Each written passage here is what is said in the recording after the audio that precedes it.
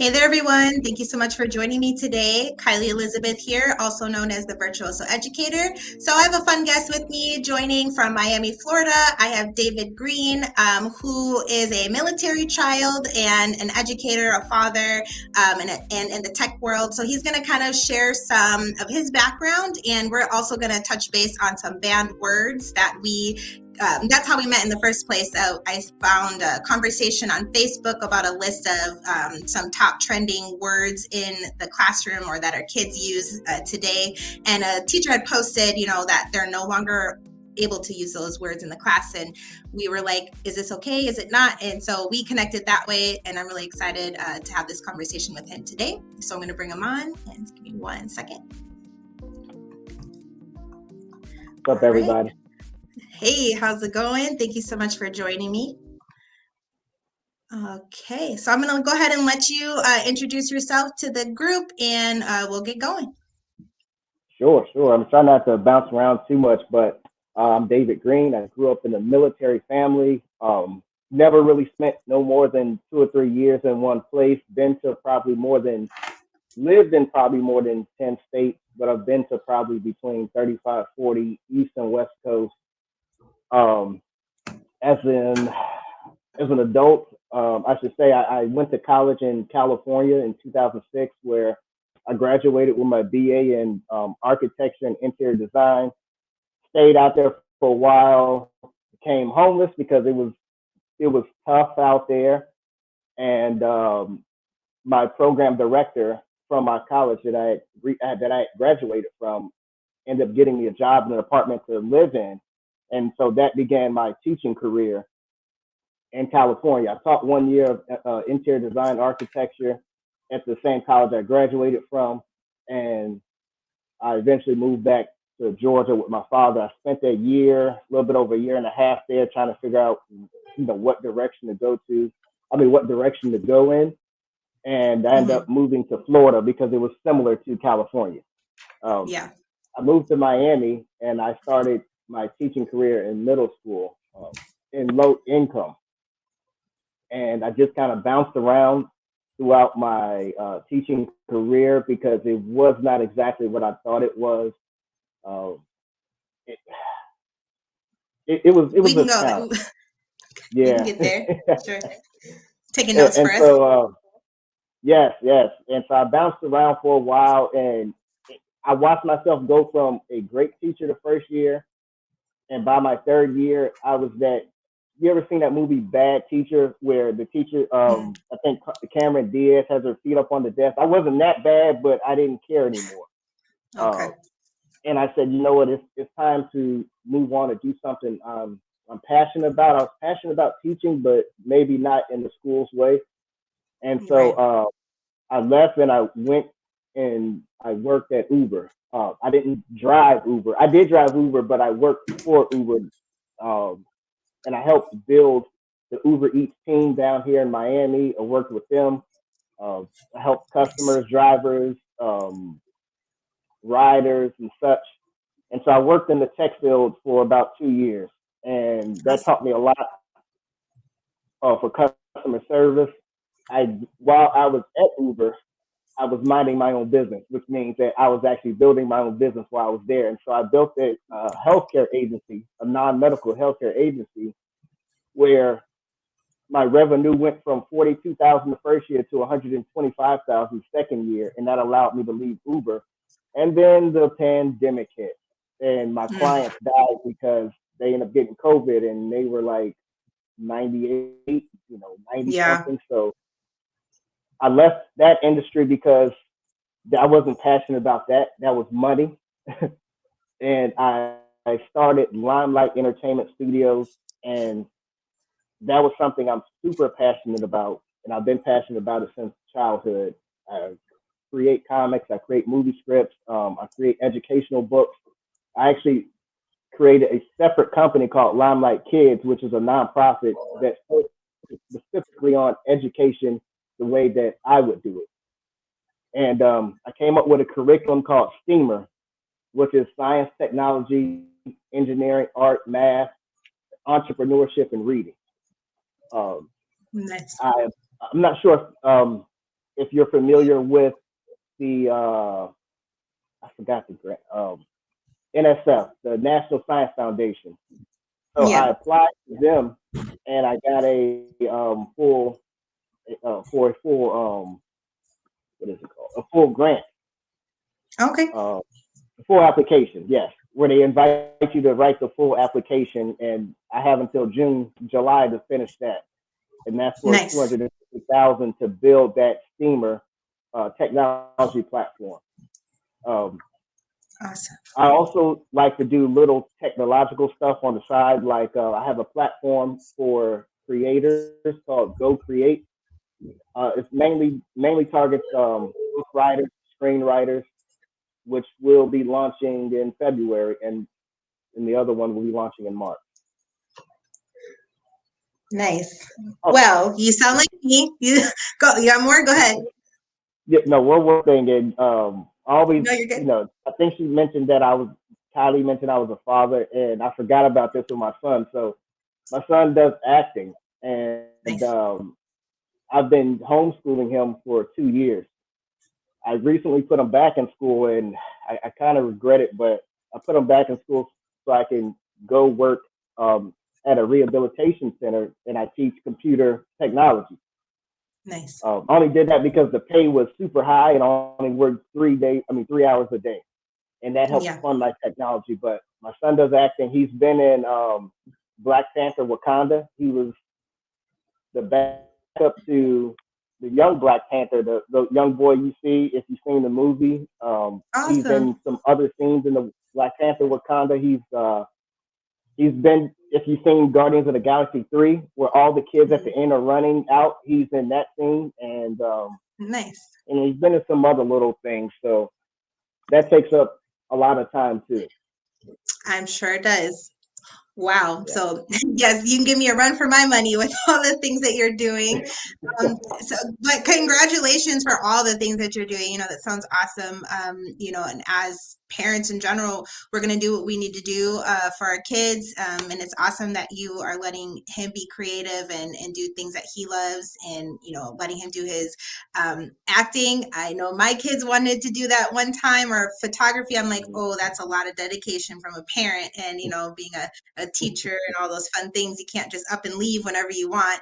So Yeah. if you guys didn't catch all of that thing, so we have a father, we have somebody that has is doing comics and has his own business, and I really want to touch more on that streamer um, uh, grant that you're talking about and what you're doing with that. Sorry, steamer. And I really like that you added those acronyms onto there with the entrepreneurship and reading. I've not Mm-hmm. seen that, and there's STEM and STEAM, and now steamer. I think that's going to be a great concept, especially in the world of education and all of those different things that you do. So thank you so much for sharing that and introducing yourself to us.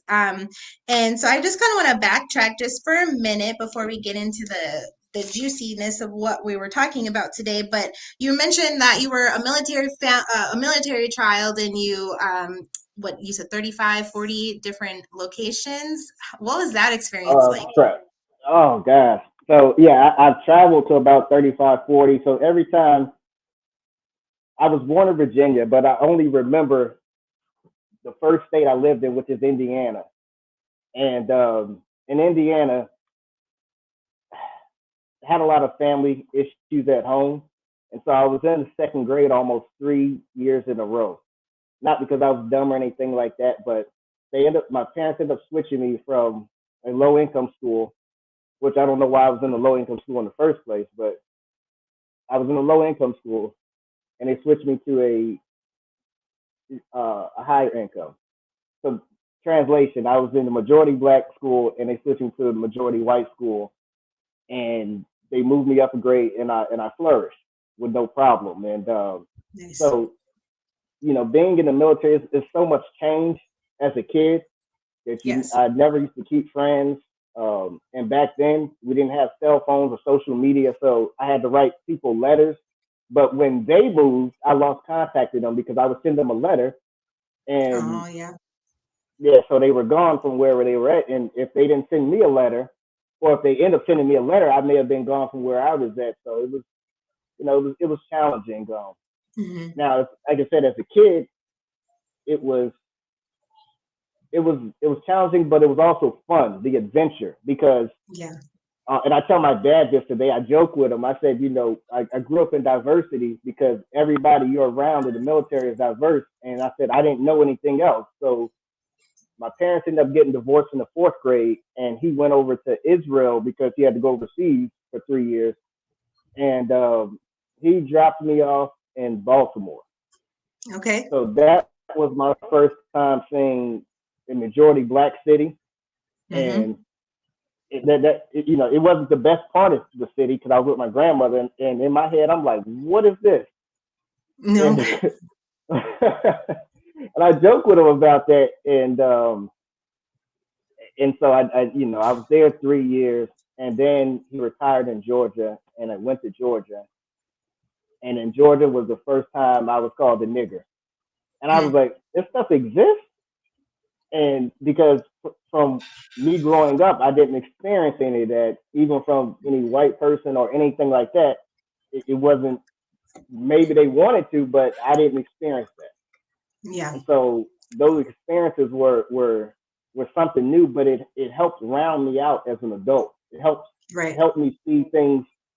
Let's say compared to some of my friends that only grew up in those cities, they seen Hmm. things differently. It was almost like from a narrow view in which they seen things because that's all they knew. When I Right. had this wide view of Why? different things Yes. that I've experienced. Yeah. So Yeah. Though. that was the good thing. Yeah, being able to adapt to anything as an adult.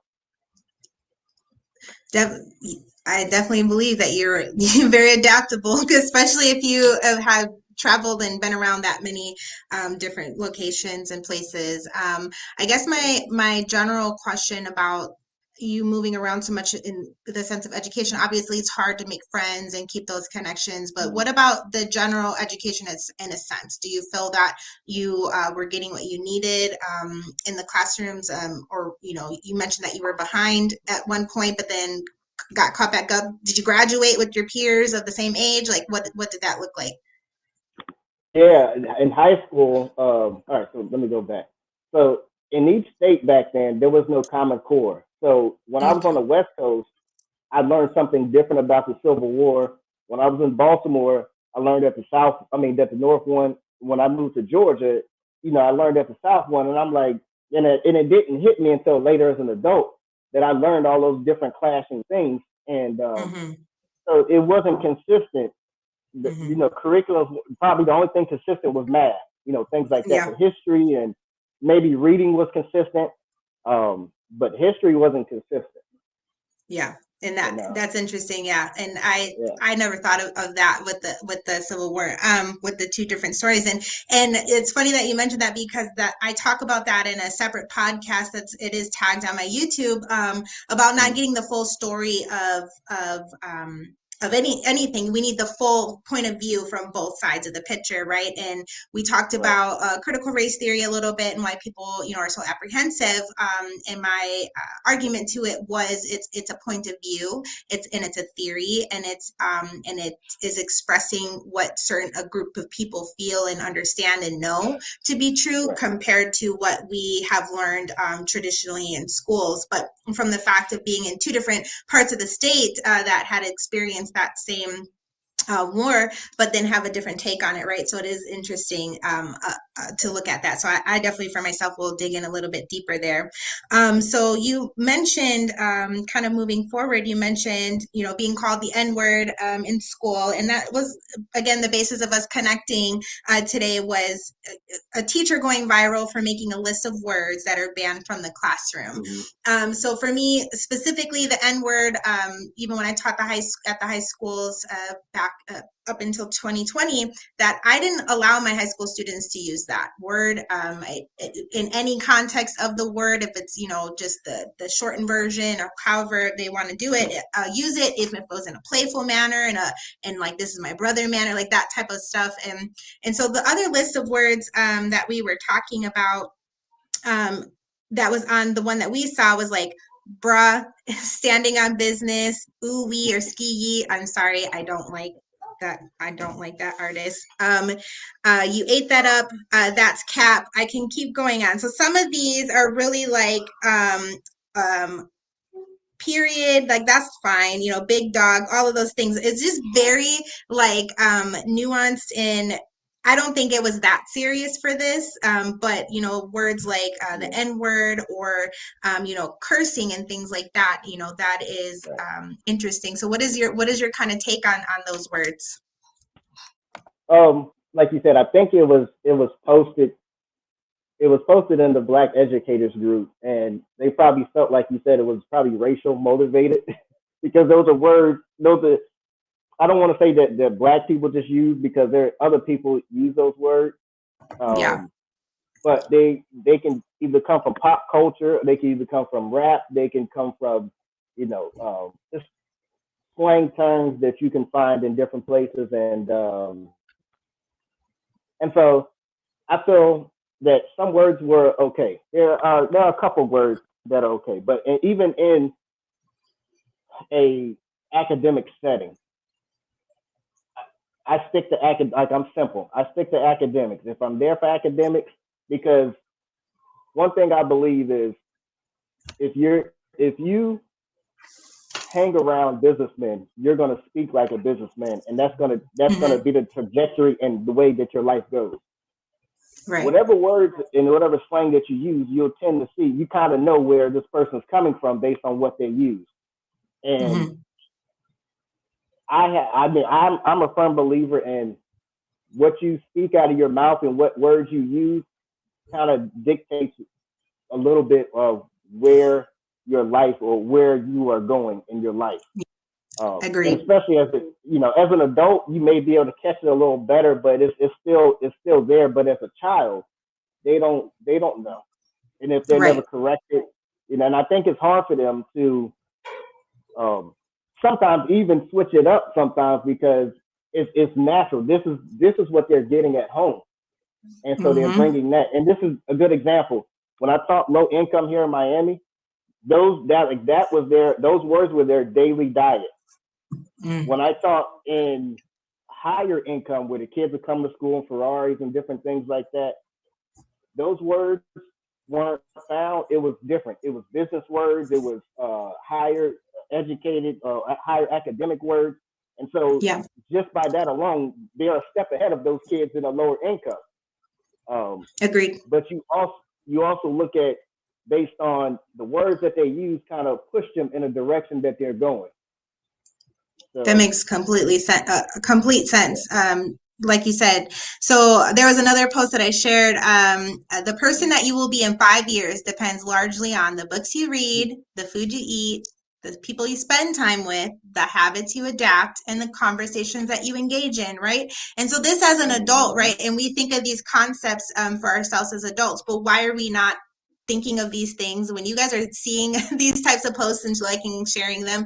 Think about that for your children, and what are they hearing, what are they around all day long, what are their peers encouraging to do or not do. And it may not even be their peers. Is it you at home as the parent? And sorry, this is where I kind of make us hold ourselves accountable.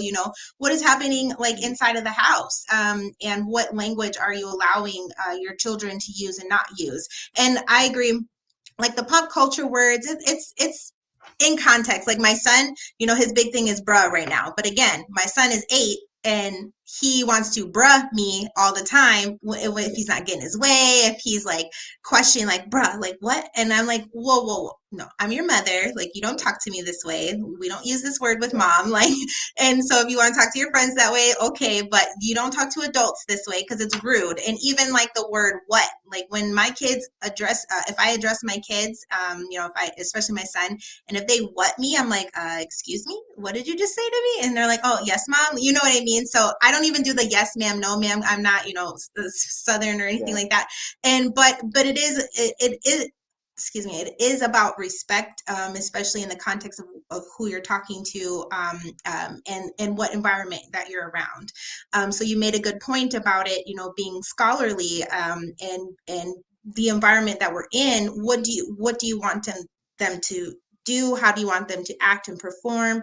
And in what nature are they having the conversation? If it's just in context of like a quick, with their friend, but if they're having like a conversation that has to do with class, kind of keeping them on track.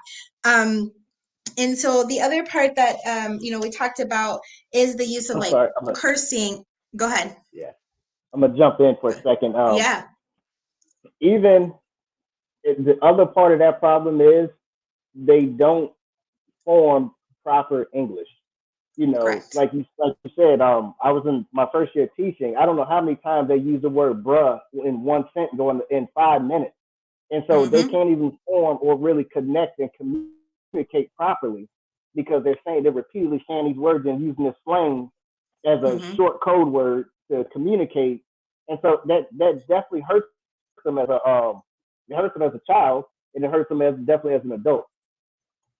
Yeah, I definitely, yes, absolutely. And you mentioned that's what I was trying to get at a second ago. So it's not that you're uneducated if you are using slang terms. I think, and this Right. is where, especially in the Black community or BIPOC community, that people assume that you are uneducated if you're using Mm-hmm. slang versus if you're using higher level academic words. And, I shared with you earlier that I have always, especially in the Black community, have kind of been made fun of in a sense like, oh, you sound like a white girl because I use typically higher academic terms when I'm speaking. And it's just something I've always done. And I use big words. That's just how I talk. And it's not to make it seem that I feel that I'm any more educated than you. I know you know the words, you just choose not to use them. And so I think Right. that's the same thing for our children. You made a good point when we were speaking before we started recording about, educating the kids on what is the proper word to use in replace of those specific words when they're in certain Mm-hmm. settings, and kind of code switching there. Have you ever had to kind of do that with your own child and kind of, help him, guide him through those conversations? Oh yes, no doubt. Like I said, for me, we're a Christian household, so I don't. There are a lot of things I don't adopt in here, and Mm-hmm. um, he lives between two households, so he's getting something, a daily dose of something else when he's over there. And Yeah. as we were just talking, it hit me that I can only imagine in his mind how tough that can be. Yes. Uh, because you want to fit in, just like we said, you want to fit in with who you're talking Mm-hmm. with, Right. and he's probably like, well, if dad doesn't allow me to say this, then it becomes a challenge. So, and he's been pretty accurate about it because I'm one of those sometimes a helicopter parent. When Mm-hmm. I go to pick him up at parks or somewhere like that, you'll catch me like lurking around the corner to kind of see, well, what is he saying? When I'm not Yeah. around and things. And so I've caught him a couple times, and it's because I didn't teach him. And I Mm-hmm. said, you know what? Just okay. So I didn't teach you the first time, but now I'm correcting you, and I put a word in his mouth in exchange for the word he was using. And I Right. said, you're a leader. And I explained, you're a leader. You're not a follower. You don't have to fit in with people. And you're following me. You are a Right. follower. You're following me, but Yes. you're leading in your own group. Yes. And yeah, Yeah, I love that, and that's exactly what I said to my son. My daughter, I don't have to so much mind her. I think for her, it's more of her choice of music, and I too. They are in two homes, and my ex husband doesn't so much censor music, and we've had to have that conversation. Like there, especially with and it's not to say that we weren't exposed to the same type of yeah, music and what was there. It's just I think how rapid it is, and really how now even on the radio you can put anything out there, and so it's the censorship is just so little, and that these kids can have access to yeah, everything, right? And so for her, my daughter, who's 11, I just more of like, certain contents like this is not appropriate for you, right. and then they'll be like, well, why? And kind of got to explain without giving them the full details. But then with my son, it's more of like, especially when you're interacting with your peers at school. And at the Mm-hmm. beginning of the year, there was a situation with him and a boy and his teacher, and I had to tell him, like, you are a leader in your classroom. The peer, your student, your friends follow your lead, so we need to lead our friends into good manners and good behavior, and not following all the bad things that the kids do, because I know you don't like getting in trouble, and I know you don't want your things Right. taken away. So kind of, guiding them in that sense. And then kind of going back into the classroom situation, we mentioned in what context, depending on the words and depending on the teacher and who's in front of Mm-hmm. those students, and what is the overall demographic of the students in the classroom. I think kind of Right. speaking on the educator side, and you probably have experienced this in some ways, but it's okay to allow students to be students, especially at the high Mm-hmm. school level. And you engaging with them in those conversations on what's appropriate and not appropriate, but not also trying to take away who they are foundationally, right, as a person, but more saying, like you said, this is not the time and the place to speak in these ways or behave in this manner. And again, I feel like people just don't take education seriously, and it's just kind of a place now for us to just have fun and hang out with our friends until they go home, and I Mm-hmm. can't stand it. so Yeah. yeah, so we definitely talked on some interesting things, and I mentioned earlier, as a biracial teacher, like I, again, did not allow the N word, like that was a cuss word. But I think when we're talking specifically on that post that we see, and it just is what it is. And I hate to say it, but if a teacher is not of color and you're sitting here telling all of these students you cannot use cultural slang in your classrooms, it does look and appear to be, racially biased, in a Mm-hmm. sense. And so, I'm speaking to my educators that this is you need to kind of sit down with these students and express in a better way of not just, no, you can't say any of this, right? Right. You need to speak with them and what can we say instead of, or why, and kind of explain the importance of why you shouldn't be speaking in such a way in schools, without taking something away from them. And that's kind of just my opinion on that. Yeah. And you know what? That and even what you saying that it's almost like sometimes the teachers we spend so much time really trying to have them be less of themselves Yes. in the classroom, even though we want them to be Yes. themselves. But Yes. and so that battle, that's the battle Mm-hmm. because like you said, they're coming in and depending on where they come from, they're It's an coming in hot. authoritative state. Yeah, definitely coming in Yeah. hot. And it's I've definitely recognized that it's authoritative mindset. A lot of Mm-hmm. adults are like, no, this is my classroom, I run it how I want, and but they don't think of the backlash that you do have immediately, where it's like, no, these are kids, they need to respect me. I get it, but if you do take it from the approach, especially in the beginning of the school year, and having these conversations about what's appropriate and not appropriate within your classroom, right? What are you comfortable with? Right. Is if you are approaching it as you have to do what I say, and there's no what you don't include those children about their opinions and how they think their class should feel, then you are going to have that disengagement from those students right off the bat, with even just talking about words and how they should speak without, even just allowing them to kind of free flow, and then correcting. I like the correcting stance, like you said earlier, correcting when something is inappropriate, make it a teachable moment and do it in the act. Don't wait late until later to then address it, later on in the week if something kind of builds up. That's what we tend to see a lot of that too. um, and kind of referencing back to the parents, what are we doing at home to mitigate those conversations? I was sharing with David earlier, I was at the park with my children. There's a lot of kids around, a lot of adults around, but there's these three boys, cousins, brothers. They very much looked related, but they were just cussing up a storm. Like every other word was F word and S word, all words, and my kids are looking at them like, oh my gosh, they're over there just like cussing everything.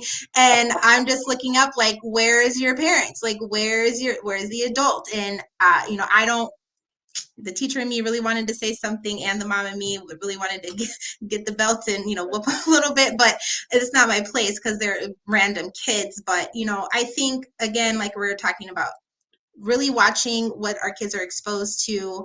And we do know pop culture is a thing. We've all been through it. Even the word lit, like I could list all kinds of things that we say, right? And it's not to say that we can't say them. I think it's just a time and a place for specific vocabulary that we're using. But to your point is, do we want our kids to be at a higher, academic level? And when they are in the room with certain groups of people, right? If maybe down the line they want to be a stakeholder in a business, like, do you have high academic vocabulary to speak with businessmen? And it doesn't matter what color they are. You still want to speak on a high level, right? And that high, I don't want to get in a spiritual frequency here, but that higher level of being of just being intellectual. Like, I think that some of these words and phrases are very low level, and kind of brings us back down, and then it gives that opportunity for people to look down upon you as a person, instead of you just kind of speaking more cleanly and more professionally in certain areas.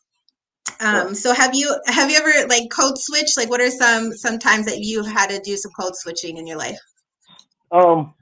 Like I said, majority of the time I stick to just simple English, but I teach at a rehab where people are coming from.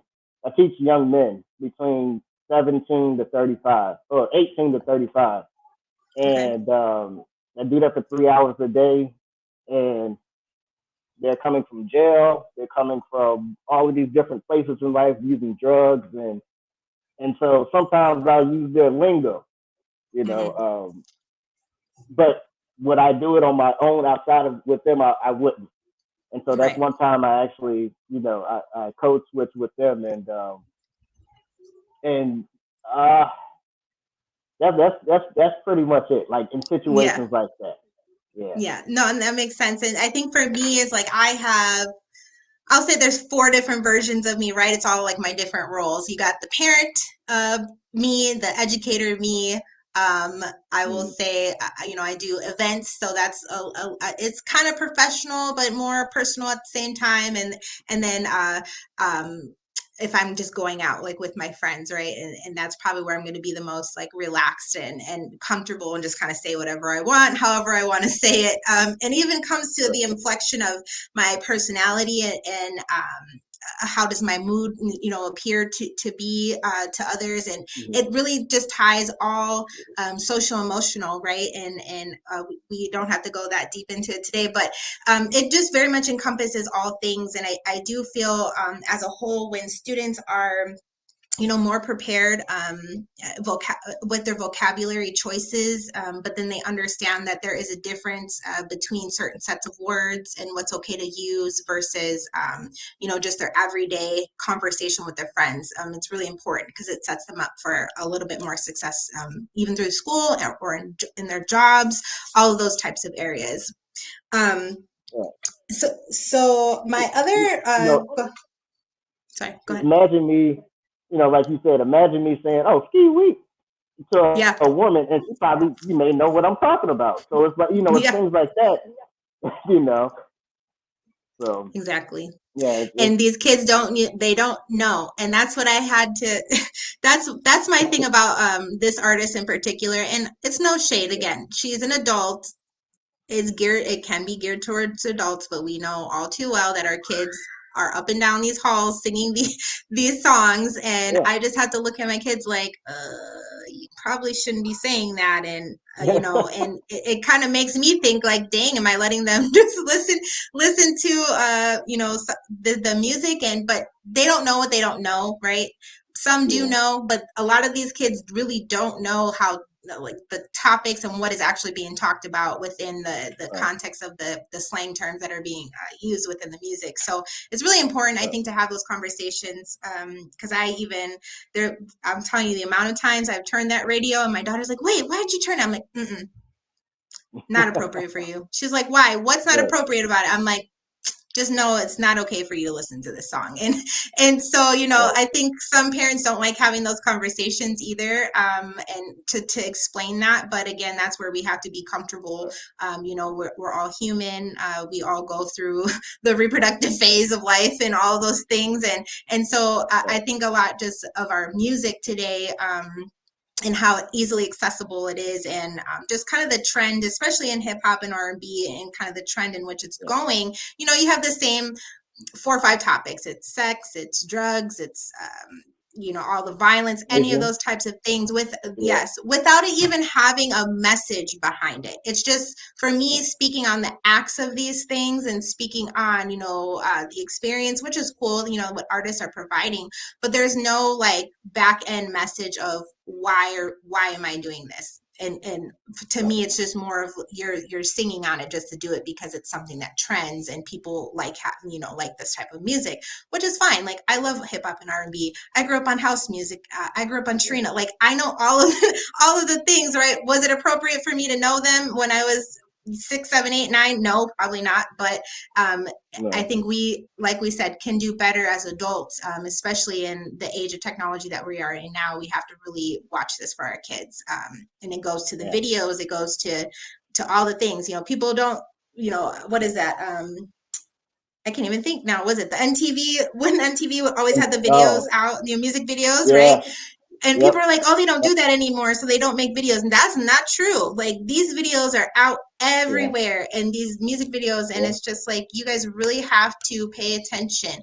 And it's not even just in the music videos, it's in the YouTube clips that these Yeah. kids are watching. It's in all of the social media if they're on it. So if you have littles, like teenagers, yeah, you can give them a little bit more leeway. But again, you still have to prepare them up to those topics of, do you really understand what it is that they're speaking on, and have those conversations with them. But our littles, you know, I'm an advocate of censorship, because what's going to happen, they're going to keep repeating these cycles that we see all the time, and us as parents need to be the ones to kind of stop that there. Right. um, so my last little tidbit on that, and I definitely would love to elaborate a little bit on that soon. I want to bring up something you mentioned with your comics. So please, I like to share it when everybody has resources and some things that they have that could be educational. So I'm just curious to learn a Mm. little bit about your what you said, it was Limelight. Is that what it's called? Yeah. Limelight. Okay, Yeah. Limelight, and then your comics. So talk to us a little bit about that. Okay. So Limelight, like I said, was born out of just my. I used to do comics, draw when I was up from a child through high school, and Mhm. the only reason I put the pencil down is because my mom was like, "Oh, you should do architecture because you like to draw." And I said, "Oh, you, I didn't think about it, but she said it makes a lot of money." I said, "Okay." Mhm. Went into architecture and hated it. There's the wrong type Mhm. of art that you never seen me draw a building, but you know, Yeah. so I just never picked the pen up of the pencil up from high school, and I wish I would have kept that. And so I started Limelight Entertainment as a passion from childhood because it deals with design and business and being creative, which is my Nice. strongest suit, being a creative and being a visionary. Um, Yeah. and so I started that, and this is actually one of the comics called Conquered Crowns. Um, I'm moving in the camera. So Mhm. I took this is actually a fantasy history book where I turned it into a fantasy, but it's really based on um, historical elements that really drive the story. Nice. I love doing that a lot in my stories, and I have I think 3 comics out. The first 2 were okay, but that one, I, I really did my thing on that one because I felt like I really sat down and I took the time during the pandemic and I wrote and I really fleshed out the characters.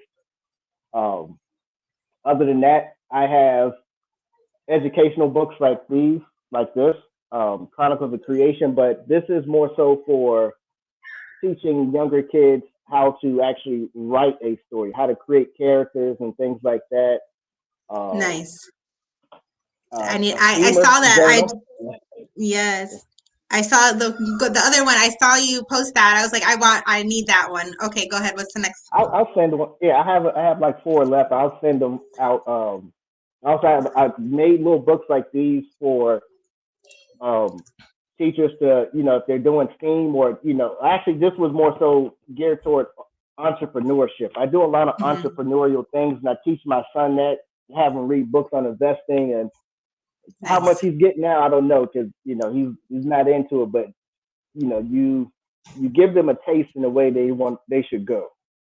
Yes. So That, yeah, I have that's several awesome. books out like that. Yeah.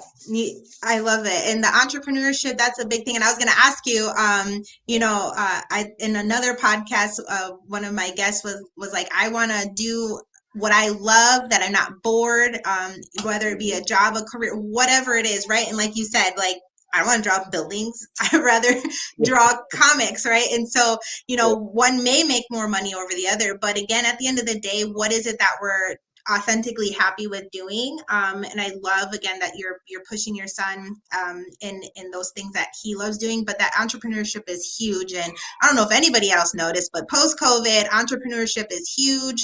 Hmm.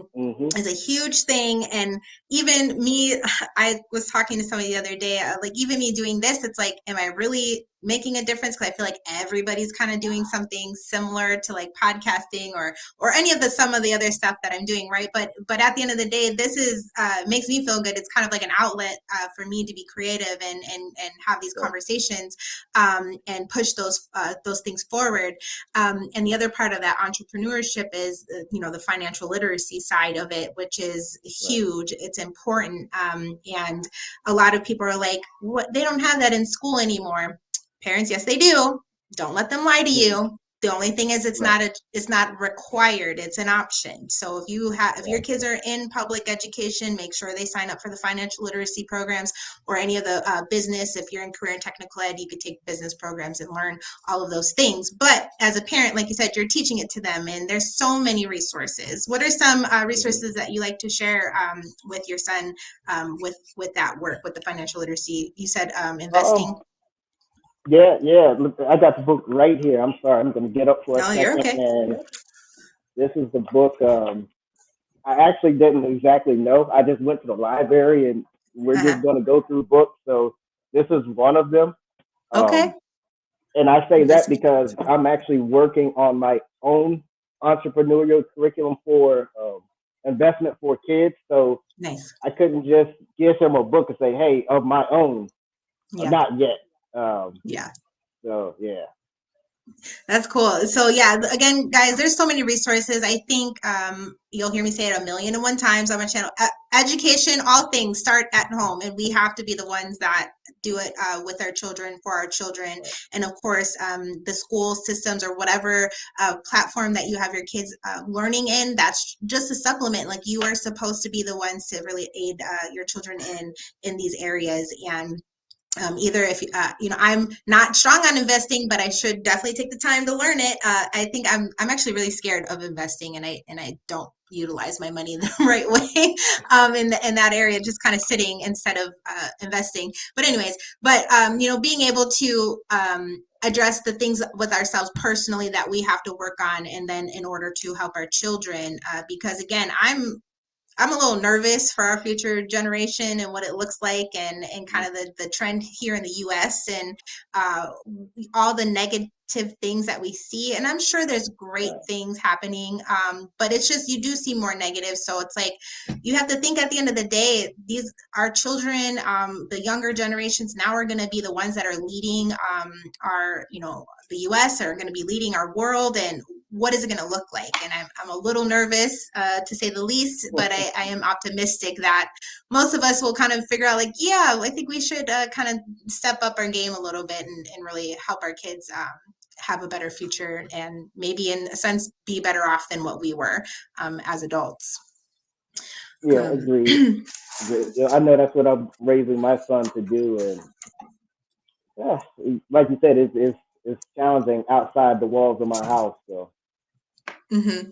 Yeah, it is. It's yes, outside of, yes. And I think that's the biggest part is, we call that a locus of control. If we hear of our like ecosystem, right? And I was sharing this with a friend, we can only control what we can control. And Hmm. especially within our own house, our own homes. But that's the thing. I think so many parents overlook how much influence they have on the growth of their children, and really Right. what is either encouraged or behaviors. And I won't even, parents, guardians, whoever you are watching, even if you're babysitting kids, and then teachers too, same thing. You have these kids all day long. Like, you have to really give the accuracy of information. We're not gatekeeping information. We're offering multiple points of views. We're allowing these kids to be individuals, but also teaching them how to be professional in a world that can be cutthroat if you are, look at as less than other, less than others. And it's just really important for us to do so. David, thank you so much for Hmm. having joining me on my conversation. Is there a way for anybody to reach out to you for resources? I know you said you're working on your platform still for your books, but I just want to make sure there's a way for people to connect with you if they'd like Um, to. yeah. My website is limelightcomics.com. Pretty much any social media that you're on, whether it's Instagram, Twitter, it's always Limelight Comics. Um, Awesome. at All right, Limelight I'll be Comics sure. or something like that. So yeah, Okay, I'll be sure to Facebook. tag Yeah, Facebook, all the same. yeah. Gotcha. All right. I'll be sure to tag that on there for everybody so you guys can get access to that. And definitely sure I would love to talk to you again, David, and kind of elaborate on a little bit more of our conversation today. But thank you so much for your time. And I'm going to come off now.